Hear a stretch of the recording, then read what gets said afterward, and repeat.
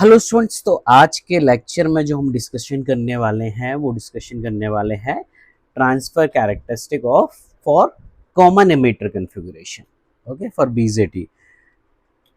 Last time की अगर मैं लेक्चर में बात करूं, जो हमने डिस्कशन किया था वो हमने कॉमन एमिटर के बारे में किया था और उससे पहले हमने कॉमन बेस किया।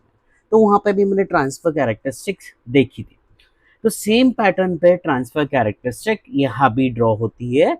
मैं इसलिए उस पोर्शन को स्किप कर रहा हूँ सो दैट वो जो सर्किट में हमारा टाइम वेस्ट होता था उसको एक्सप्लेन करने में वो थोड़ा स्किप कर रहा हूँ। लेकिन इम्पोर्टेंट बात क्या है कि दोनों के लिए जो कैरेक्टरिस्टिक होती हैं वो सेम होती हैं, चाहे मैं एनपीएन की बात करूँ या पीएनपी कन्फिग्रेशन की बात करूँ। चलिए, सो अगेन अगर मैं बात करूँ कॉमन, यहाँ पे क्या बना रहा हूँ, मैं एमीटर बना रहा हूँ। मतलब दो तरह की कैरेक्टरिस्टिक होगी, एक तो होगी इनपुट और एक होगी आउटपुट। सो जो इनपुट साइड है वो इनपुट साइड किस किस के बीच में होता था हमारा, बेस एंड एमीटर। एंड जो आउटपुट साइड होता था वो होता था collector and emitter. So obviously understood है कि अगर मैं इनपुट कैरेक्टरिस्टिक ड्रॉ करूंगा तो मेरे पास करंट कौन सी होगी, आई बी। एंड जो वोल्टेज मैं लूंगा वो लूंगा between V B E, potential between the base terminal and emitter terminal. Same pattern पे अगर मैं बात करूं कि कलेक्टर आउटपुट साइड क्या होगा, सो आउटपुट साइड पे जो करंट होगी वो हमारी होगी क्या होगी, आईसी। एंड जो वोल्टेज होगा वो क्या होगा, वीसीई। कलेक्टर एंड एमीटर के बीच में पोटेंशियल क्या है, सो इन दोनों के बीच में हम ग्राफ प्लॉट करेंगे। सो अगर इनपुट कैरेक्टरिस्टिक की मैं डेफिनेशन की बात करूं तो हम क्या कर रहे हैं, VBE को इंक्रीज करते जा रहे हैं। यू कैन सी VBE को मैं इंक्रीज करता जा रहा हूं और IB की वैल्यू को मैं नोट डाउन करता जा रहा हूं वाई एक्सेस पे फॉर डिफरेंट डिफरेंट VCE, क्योंकि हमारे पास एक रिवर्स बाइसिंग बैटरी अवेलेबल है VCE जो आउटपुट साइड पे है, तो ऑब्वियसली उसका कुछ ना कुछ इम्पैक्ट पड़ेगा। चलिए, अब खुद सोचिए कि जैसा वहां पे पीएन जंक्शन बनता था, पीएन जंक्शन में क्या होता था, एक फॉरवर्ड बाइस है। सो अगर मैं बात करूं एनपीएन और चाहे वो पीएनपी कॉन्फ़िगरेशन की, सो कॉमन इमीटर में क्या होगा, जो इनपुट साइड का होगा वो हमारा क्या होगा, फॉरवर्ड बाइस, और जो आउटपुट साइड होगा वो क्या होगा, रिवर्स बाइसिंग। सो ये हमने लास्ट लेक्चर में ही डिस्कशन किया था। अगर आपने नहीं पढ़ा तो डिस्क्रिप्शन में आपको लिंक मिल जाएगी, वहां पे जाके आप चेक कर सकते हैं। होगा क्या, अगेन पीएन जंक्शन डायोड बन रहा है तो क्या होगा, जैसे जैसे मैं फॉरवर्ड बाइसिंग बढ़ाता जाऊंगा एक टाइम ऐसा आएगा कि नी वोल्टेज से जैसे ही ज्यादा होगा और आपकी करंट फ्लो होना स्टार्ट हो जाएगी। तो सेम पैटर्न पे जैसा कि हमारा कॉमन बेस में हो रहा था, यहाँ पे भी यही सेम चीज रिपीट हो रही है। बट होगा क्या कि वहां पे जो करंट थी वो आई ई थी, अब जो यहाँ पे करंट है वो हमारी क्या है, आई बी है, input current. This is the change. Anyway, so input characteristic different different VCE के लिए हम ड्रॉ करेंगे। VCE कहाँ पे है, ऑब्वियसली आउटपुट साइड पे। सो आउटपुट साइड पे ऑब्वियसली फिर रिवर्स बाइसिंग है, तो जैसे जैसे आप क्या करोगे, रिवर्स बाइसिंग आप इंक्रीज करते जाओगे, ठीक है। सो इसका जो ग्राफ है वो धीरे धीरे डिक्रीज करता जाएगा, मतलब जो IB की वैल्यू है वो और डिक्रीज करती जाएगी, ठीक है। सो आप स्लोप देख रहे हैं, जैसे जैसे मैं VC की वैल्यू इधर देखिए 0 के लिए था, फिर 2 वोल्ट के लिए था, 4 वोल्ट के लिए था। तो जो शार्प एकदम से रैपिडली इंक्रीज हो रहा था वो धीरे धीरे मैग्नीट्यूड, उसका एम्पलीट्यूड है जो IB का था वो धीरे धीरे रिड्यूस हो रहा है। यहीं पे अगर हम कलेक्टर साइड में मतलब आउटपुट साइड की हम बात करें तो आउटपुट कैरेक्टरिस्टिक की बात करेंगे और हम प्लॉट किसके बीच में करेंगे, IC एंड VC। सो हम क्या करेंगे, डिफरेंट डिफरेंट VCE की वैल्यूज हम देखते जाएंगे और उन पे IC की क्या वैल्यू है वो नोट डाउन करते जाएंगे, प्लस IB को कांस्टेंट रखेंगे। सो हर एक डिफरेंट डिफरेंट IB के लिए हम यहाँ पे ग्राफ प्लॉट करेंगे।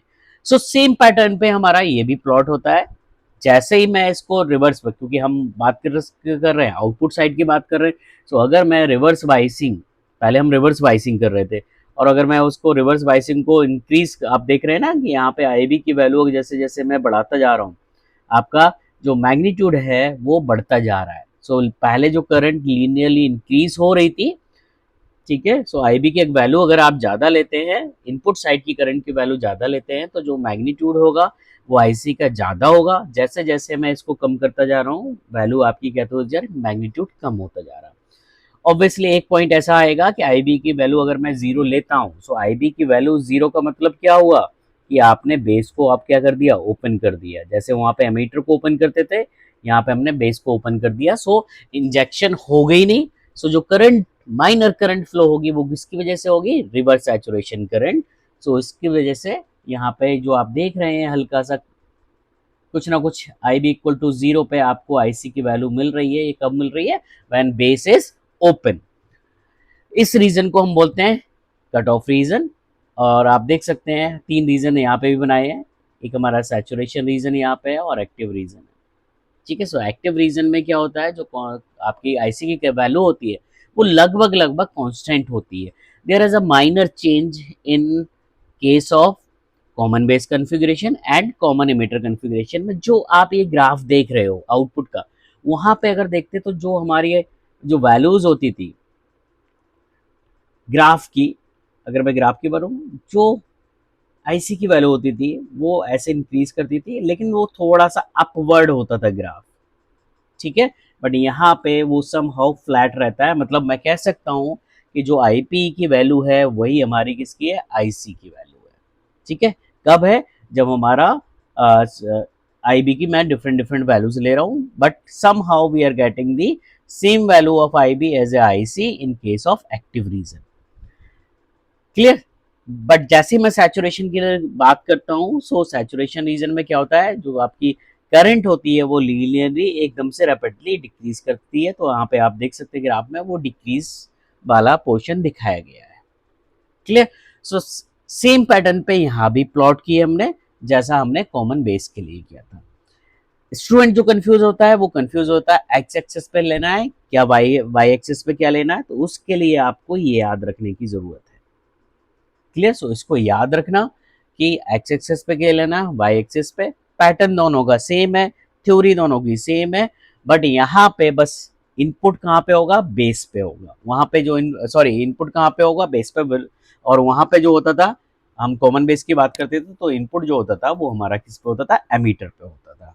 सो एमीटर बेस वहां भी रहता था, बट यहाँ पे बेस पे इनपुट एंड जो बैटरी, मतलब बैटरी का फॉर्मेशन हम ऐसे लगाएंगे कि फॉरवर्ड बाइसिंग करना है।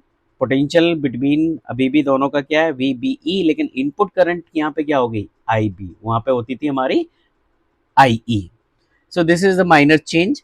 लगभग दोनों की कैरेक्टरिस्टिक सेम है। तो आप याद रखने के लिए क्या कर सकते हो कि आपने एक याद रखा और दूसरे में केवल आपने एक्स एक्सिस वाई एक्सिस पे पैरामीटर क्या लेना है वो याद रख लीजिए। अब अगर हमारे पास प्लॉट अवेलेबल हैं तो easily I can calculate the static static and dynamic resistance. तो डायनेमिक के लिए ऑब्वियसली दो पॉइंट चूज करना है, लेकिन वीसी की वैल्यू क्या होनी चाहिए, सेम होनी चाहिए। ठीक है, सो फॉर एग्जांपल अगर आपको वीसी 4 के लिए डायनेमिक रेजिस्टेंस लेना है तो आप दो पॉइंट लोगे। लेट्स से एक पॉइंट मैंने यहाँ पे ले लिया और एक पॉइंट यहाँ पे ले लिया। सो करेंगे क्या, इसके करस्पॉन्डिंग जो भी डेल्टा वीई है, यहाँ से हमारा डेल्टा वीई आ जाएगा। इसके करस्पॉन्डिंग अगर मैं देखूंगा करंट, तो डेल्टा आई भी मुझे यहाँ से मिल जाएगा। सो अगर मैं इनपुट रेजिस्टेंस लिखना चाहूँ डायनेमिक का तो क्या लिखूंगा, delta V B E upon delta I B, but क्या है, V C E constant. Same अगर मैं आउटपुट के लिए कैरेक्टरिस्टिक के लिए मैं अपना डायनेमिक रेजिस्टेंस कैलकुलेट करना चाहूँ तो मैं क्या लिख सकता हूँ कि जो आपका यहाँ पे डायनेमिक रेजिस्टेंस होगा, लेट्स से आर आउटपुट की बात कर रहा हूँ तो delta V C E upon delta I C, but I B क्या है आपका, कॉन्स्टेंट। क्योंकि डिफरेंट डिफरेंट आई बी के लिए आप ग्राफ प्लॉट कर रहे हो, so this is known as the dynamic constant output side पे। ठीक है, so this is all about your output characteristics of for common emitter configuration for npn and pnp both configuration. Clear. So I hope this point is clear. If you have any queries you can put your comment in comment section. Thank you students.